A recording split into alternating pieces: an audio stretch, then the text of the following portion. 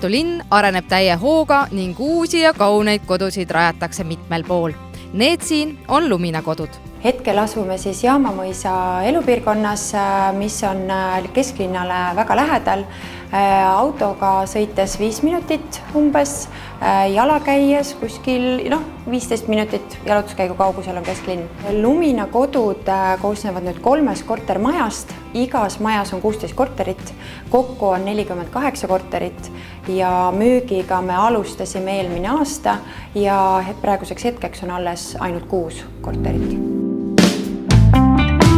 Need alles olevad 6 korterit on 3-toalised ja nende hinnad algavad 115 000 eurost. Sisearhitektuuris on kaasa rääkinud ATPL ja iga korter on tehtud omanäoline.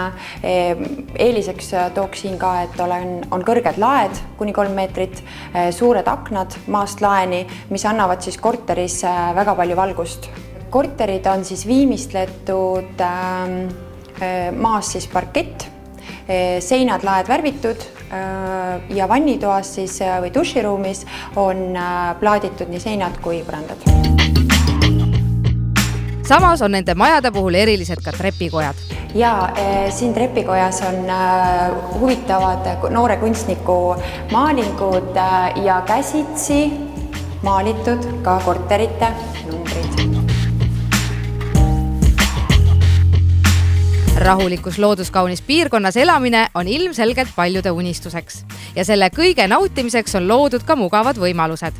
Esimestel korrustel lausa terrasside näol. Terrassid kuuluvad nüüd ainult esimese korruse korteri omanikele ja need on suured, 25 ruutu. Igal korteril siin majas on oma rõdu ja need rõdud on kuni 16 ruutu, mis tähendab, et rõdupinda on päris palju nendel majadel. Noortele peredele on aga see kodu ideaalne ka seetõttu, et Lotte lasteaed asub vaid paarikümne meetri kaugusel.